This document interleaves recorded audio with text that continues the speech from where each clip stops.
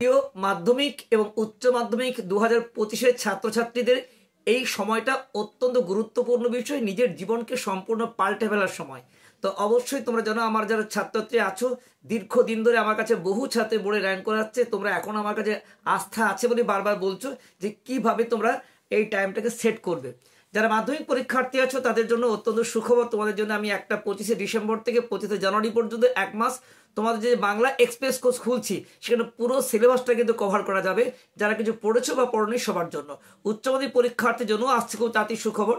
তো আজকে তোমাদের কাছে আমি বলবো যে তোমরা কিভাবে জীবনের প্রথম পরীক্ষা মাধ্যমিক 2025 এবং যারা উচ্চ মাধ্যমিক, যেটা সারা জীবন ডিপেন্ড করছে যে নাম্বারটা, সেটাও গুরুত্বপূর্ণ বিষয়। কারণ উচ্চ মাধ্যমিক এমন একটা নাম্বার যেটা কিন্তু সারা জীবন তোমাদের প্রত্যেক ক্ষেত্রে কাজে লাগে। তাই তোমাদের এই দুটো রেজাল্ট, মাধ্যমিক উচ্চ মাধ্যমিক কী করে ভালো হবে, কী করবে এ কটা দিন, তা নিয়ে আজকের আলোচনা। তোমরা জানো নিশ্চয়ই, আর বলতে হবে না, আমি বাগেশ্বর উচ্চ মাধ্যমিক স্কুলের বাংলা শিক্ষক। আজকে যারা আমার পরিবারের সদস্য আছো, মোস্ট ওয়েলকাম। এখনও যদি কেউ সদস্য না হয়ে থাকে, বলবো চ্যানেলকে সাবস্ক্রাইব করো, লাইক করো, বেল আইকন অল ক্লিক করতে একদম ভুলে যাবে না, যাতে শিক্ষা সংক্রান্ত এবং সাজেশন সংক্রান্ত এক্সপার্টদের লাস্ট মিনিট সাজেশন তোমাদের সবার আগে পৌঁছে যায়। চলো তো আজকে তোমাদের কাছে শুরু করা যাক যে এই কটা দিন কীভাবে তোমরা নিজেকে তৈরি করে ফেলবে। প্রথমেই দেখো 10টা নিয়ম তোমাদের কাছে বলবো, যে 10টা নিয়ম তোমরা যে পালন করতে পারো তাহলে নিশ্চিতভাবে তোমাদের সাফল্য কিন্তু অনিবার্য। প্রথম নিয়ম, সবচেয়ে প্রথম তোমাদের যেটা প্রয়োজন সেটা হচ্ছে একনিষ্ঠ মন। এবং এই একনিষ্ঠ মনে লক্ষ্য, এটার প্রত্যেকটি ছেলেমেয়ের কিন্তু এক হতে হবে। সমস্ত চিন্তা ভাবনা ভুলে গিয়ে এখন তোমাদের একটাই লক্ষ্য, 2025-এ মাধ্যমিক বা উচ্চ মাধ্যমিক উভয় পরীক্ষার্থীদের যারা আছো, তার টার্গেটটাকে ঠিক করে ফেলা যে আমাকে কিন্তু এই 2025-এ একটা মারাত্মক ভালো রেজাল্ট করতে হবে। এই লক্ষ্যটা কিন্তু এক জায়গায় থাকতে হবে। তাই সমস্ত বাইরের চিন্তা ভাবনা সব কিছু ত্যাগ করে দিয়ে তোমার ধ্যান জ্ঞান সব কিছু, স্বপ্ন, শয়নে স্বপ্নে জাগরণে তোমাকে একটাই বিষয়, তোমাকে ভালো রেজাল্ট করতে হবে। এই স্বপ্নটা যা থাকবে তাকে কোনো মতে কেউ পিছোতে পারবে না। সব কিছু পরিত্যাগ করো, লক্ষ্য স্থির করো যে মাধ্যমিক বা উচ্চ মাধ্যমিক 2025 তোমার ভালো ফল হচ্ছেই। নাম্বার 2, সেটা হচ্ছে কি রুটিন বা সেট ঠিক করতে হবে প্রতিদিন। তোমরা প্রত্যেকটি ছেলেমেয়ের জন্য অবশ্যই প্রয়োজন আছে তুমি কি করবে সেটা আগের দিন রাত্রিতে শোবার আগে কিংবা ক্লান্ত হয়ে গেলে সকালবেলার স্টার্টিং পয়েন্টে তুমি কিন্তু প্রতিদিন একটা রুটিন সেট করবে যে সারাদিন কেমন করে চলবে। যা রুটিন সেট থাকে না সে কিন্তু জীবনে কিছু করতে পারে না। তাই প্রত্যেকটি ছেলেমেয়ে কিন্তু তোমরা অবশ্যই রুটিনটা সেট করে ফেলবে, কারণ সেই রুটিন অনুযায়ী কিন্তু চলতে শুরু করবে। এমনটা হতেই পারে যে তোমার বিভিন্ন সময় বিভিন্ন চিন্তা আসছে, একবার এই বইটা, একবার ওই বইটা, একবার সেই বইটা, কোনো বইটা ঠিক মতো করতে পারছো না। তো এক্ষেত্রে তুমি যে রুটিন করবে সেই রুটিন তোমাকে ঠিক জায়গায় চলবে।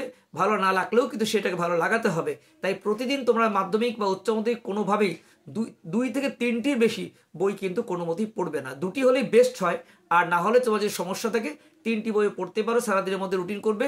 কারণ তোমার যে নিজের সেলফ স্টাডিটা সেটা যেন টিউশন বাদ দিয়ে সেটা কিন্তু অবশ্যই প্রত্যেক সাবজেক্টের জন্য অন্তত পক্ষে 2 ঘন্টা হয়। 3 ঘন্টা হলেও কোনো ক্ষতি নেই, কিন্তু 2 ঘন্টা হতেই হবে একটা সাবজেক্টের একদম নিবিড় অনুশীলনের জন্য।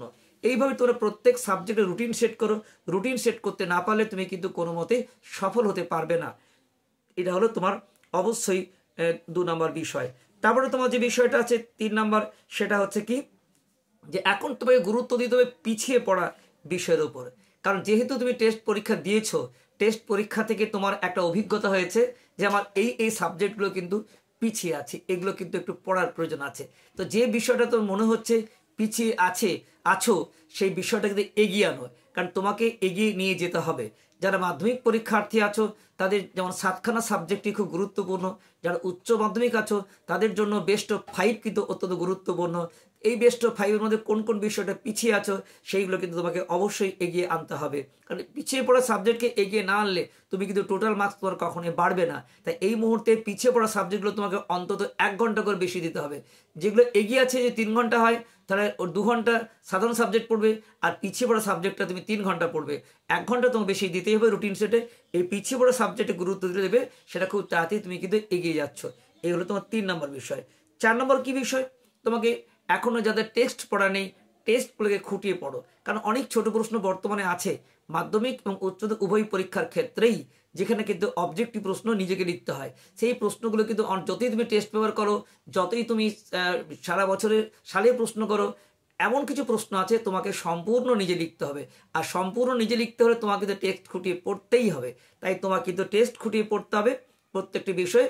কোন কোন বিষয়গুলো এবছর মাধ্যমিক বা উচ্চ মাধ্যমিকের গুরুত্বপূর্ণ বিষয় স্ক্যান করে টিচারদের কাছে জেনে নিও, প্রাইভেট টিউটরদের কাছে জেনে নিও যে কোনগুলো বাদ দেবো, কোনগুলো পড়বো, নিজেও তৈরি করতে পারো তোমাদের কাছে, এবং সেই বিষয়গুলো আরও গুরুত্বপূর্ণ সহকারে টেক্সট খুঁটিয়ে পড়ো।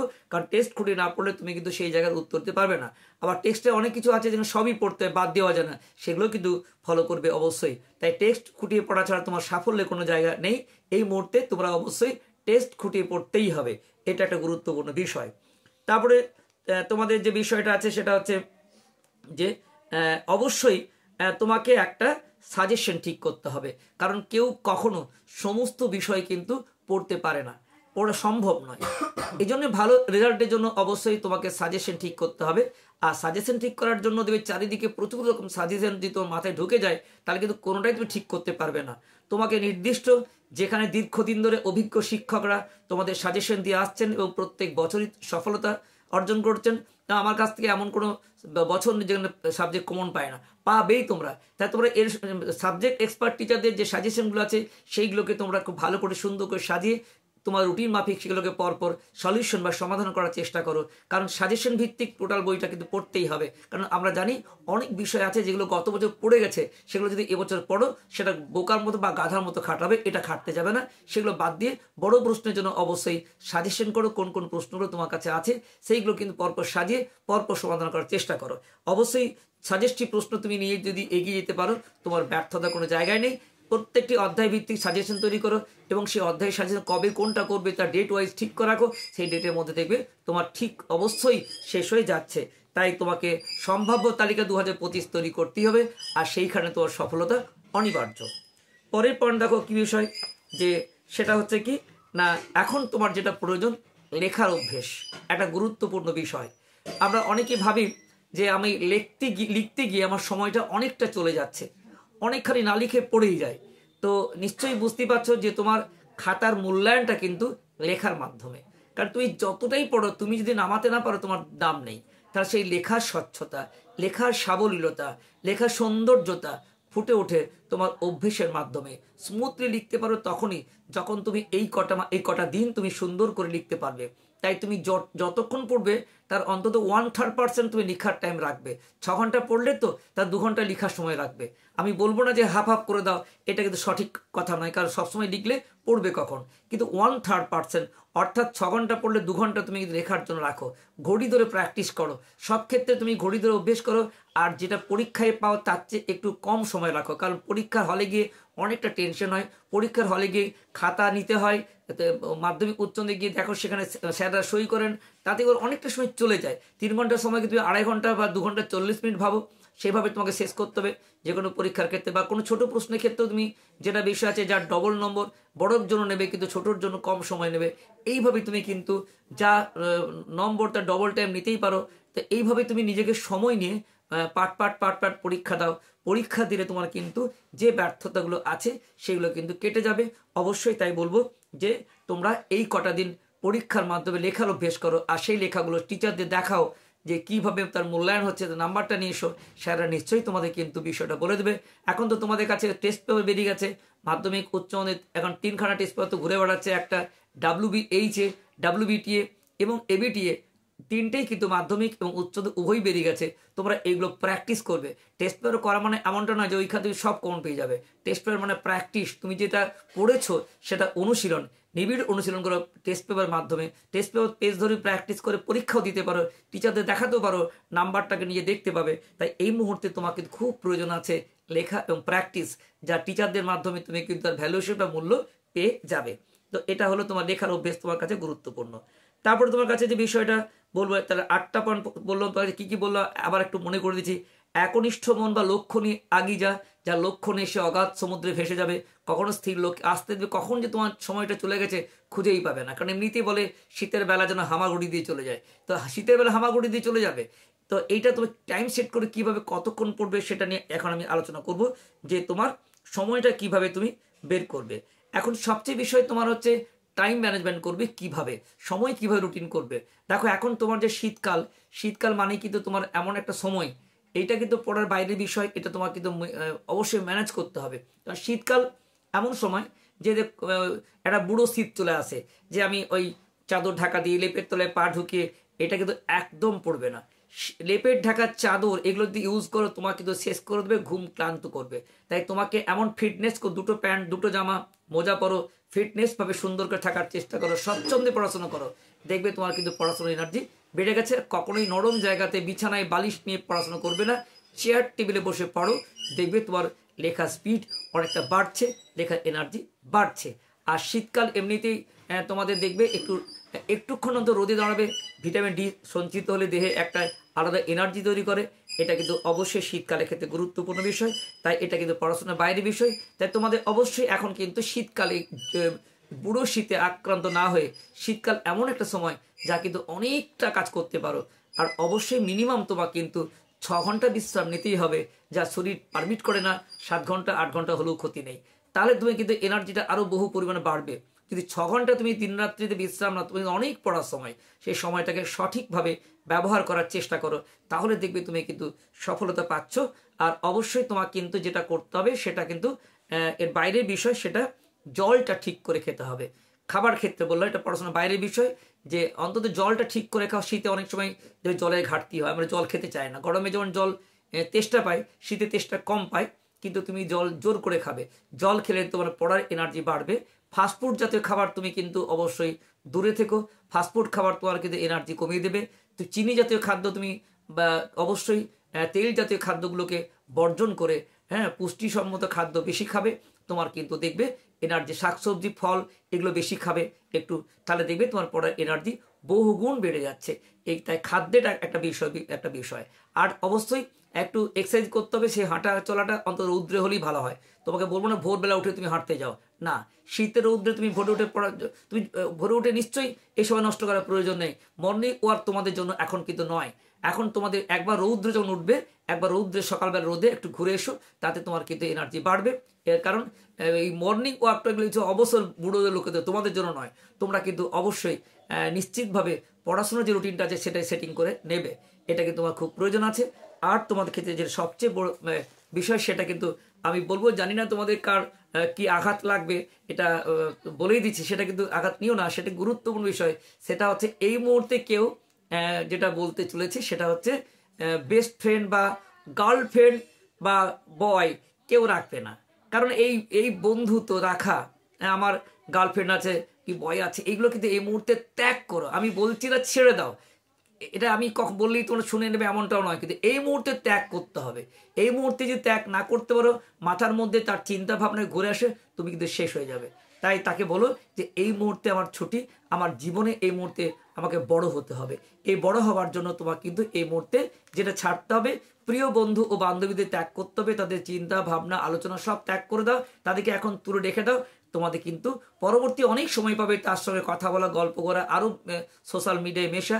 আর যেটা বিষয়, সোশ্যাল মিডিয়াকে তোমাকে এই মুহূর্তে ত্যাগ করতে হবে। যেমন প্রিয় বন্ধু বান্ধবীকে ত্যাগ করতে হচ্ছে, এই আর তার সঙ্গে ত্যাগ করতে হবে তোমাকে কি না, সোশ্যাল মিডিয়া। সোশ্যাল মিডিয়া ত্যাগ করে আমাদের যে সোশ্যাল মিডিয়া আছে তার থেকে ভালো বিষয় গ্রহণ করতে হবে। এই যে সোশ্যাল মিডিয়া থেকেই তো আমার কথাগুলো শুনছো, এখানে তোমাকে কাজে লাগাতে হবে সময়টাকে। অর্থাৎ এই মুহূর্তে তোমাকে ফেসবুক, ইনস্টাগ্রাম এইসবে না থেকে অবশ্যই ইউটিউব প্ল্যাটফর্মে আসতে হবে, যেখানে শিক্ষা সংক্রান্ত তথ্য তোমার কাছে আছে, সেইগুলো তুমি কাজে লাগাও। আর তোমার প্রিয় বন্ধু বান্ধবী, সোশ্যাল মিডিয়া, আজকে বন্ধু ডাকছে আড্ডা মারতে, ওখানে মেলা বসেছে, ওখানে খেলা বসেছে, এই বিষয়গুলোকে তোমার এই মুহূর্তে দূর করে দিয়ে এখন তোমার জীবন তৈরির জন্য এই সোশ্যাল মিডিয়াটা ব্যবহার করতে হবে। অর্থাৎ ইউটিউবের প্ল্যাটফর্মে তুমি কিন্তু অনেক শিক্ষা পাবে, সেইখান থেকে তোমার কিন্তু একটা সময় অবশ্যই রাখবে। সারাক্ষণ তুমি যে পড়াশোনা করবে তার মধ্যে অন্তত ইউটিউব থেকে তুমি কিছু শিক্ষা গ্রহণ করবে, কারণ ইউটিউব প্ল্যাটফর্মে যে শিক্ষাদান করা হয় সেটা কিন্তু অনেক বিনামূল্যে এবং অনেক কিছু তুমি পেতে পারো। তাই তোমরা কিন্তু এই জায়গাটাকে বিষয়ে রাখবে। তাহলে আমি আরেকবার তোমাদের কাছে জানিয়ে দিচ্ছি কি কি বললাম তোমাদের। আমি 1 নম্বর হচ্ছে একনিষ্ঠ মন বা লক্ষ্য স্থির করতে হবে, যে আমাকে উচ্চ মাধ্যমিক 2024-25 ভালো ফল করতেই হবে। 2 নম্বর বিষয় হচ্ছে একটা রুটিন সেট করো প্রতিদিন, সেটা আগের দিন রাত্রিবেলা কিংবা সকালবেলা রুটিন সেট তোমার করতে হবে।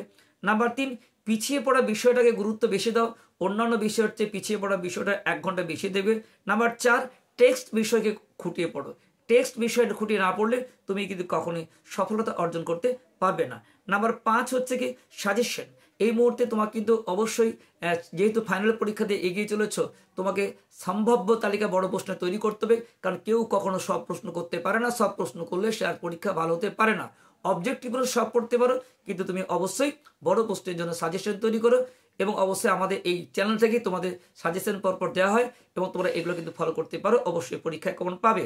তাই সাজেশন তৈরি করে খাতায় রাখো, আর সেইগুলো অধ্যায়ভিত্তিক পরপর আলোচনা করার চেষ্টা করো। নাম্বার 6 হচ্ছে কি না, এই সময় তোমাদের যে বিষয় লেখার অভ্যেসটাকে বাড়িয়ে তুলতে হবে। লেখার অভ্যেস এই মুহূর্তে স্মুথ করতে হলে, কারণ তোমার কাছে আমি আবার বলছি, পরীক্ষার খাতাটা পরীক্ষকের কাছে কয়েকটা মুহূর্ত থাকবে। যদি তুমি সেই জায়গাতে এমনটা হয়ে যায়, হাতের লেখাটা বাজে হয়ে যায়, তাহলে কিন্তু পরীক্ষার খাতাটা নাম্বারটা কম পেয়ে যাবে।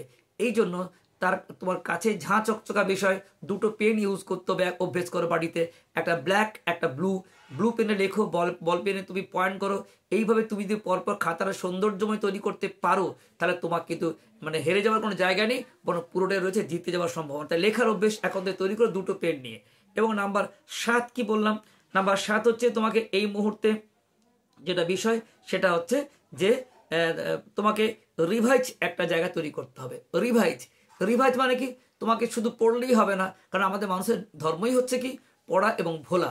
তা যে বিষয় তুমি ভুলে যাচ্ছ আবার পড়ো। পড়বে ভুলবে, মানুষ ভুলবে না কি বাদরে ভুলবে? মানুষে তো ভুলবে, ভোলাটা মানুষের ধর্ম। এই জন্য কখনো নিজেকে ছোট মনে করবে না। তাই তুমি অবশ্যই কিন্তু রিভাইজ দাও, যা ভুলে যাচ্ছ বারবার পড়ো, ভুলো, আমি ভুলতে বলছি আবার পড়ো, তাহলে দেখবি তুমি ঠিক জায়গায় পৌঁছে গেছো। এটা কিন্তু রিভাইজ তোমার কিন্তু একটা ভালো জায়গায় পৌঁছে দেবেই, আর সেগুলোকে সবসময় একটা ছবি তৈরি করবে, তাহলে কিন্তু মনের মধ্যে গেঁথে যাবে। এই রিভাইজ কিন্তু একটা গুরুত্বপূর্ণ বিষয়। 7 নম্বর।